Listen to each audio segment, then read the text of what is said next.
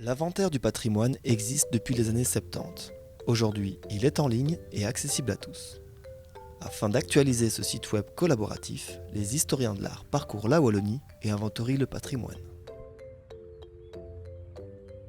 La prospection que nous devons effectuer sur une commune, comme Spa par exemple où nous nous trouvons, débute toujours par une première prise de contact avec les autorités communales, à savoir le bourgmestre et des personnes éventuellement de l'urbanisme. Après avoir pris ce premier contact, nous partons sur le terrain avec des cartes IGN. Avec ces cartes, soit on se déplace à pied, soit on se déplace en voiture et on passe partout.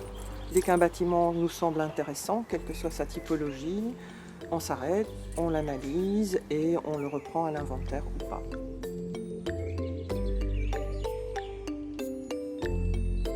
Nous sélectionnons les biens repris dans notre inventaire sur base de critères et intérêts qui ont été définis par notre équipe de manière assez précise afin de cadrer au maximum les choix qui sont effectués.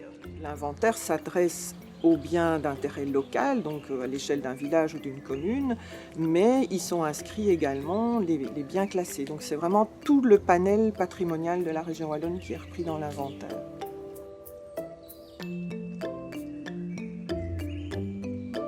Je pense que l'inventaire est tout à fait important.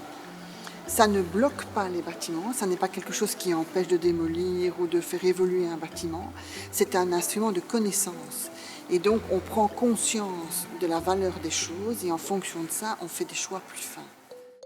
L'inventaire du patrimoine, un instrument de connaissance mis à disposition de tous sur le web, est consultable partout puisque le site a d'abord été développé pour les mobiles. Donc ici on est rue du Collège, on se doute bien qu'au vu des bâtiments, c'est une rue qui est pleine de patrimoine.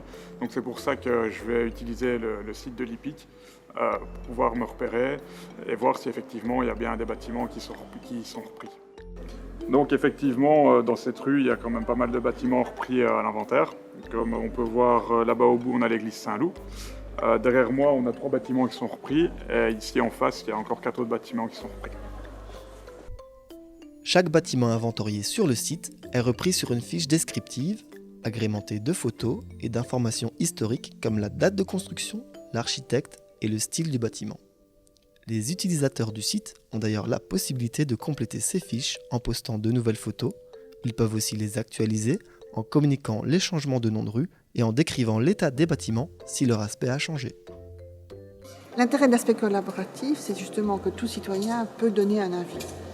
Il y a énormément de citoyens qui sont finalement intéressés par ce qui est autour d'eux, mais là, ils ont une possibilité de nous contacter. Et nous, c'est important aussi d'avoir un avis, de voir un petit peu quelle est leur réaction.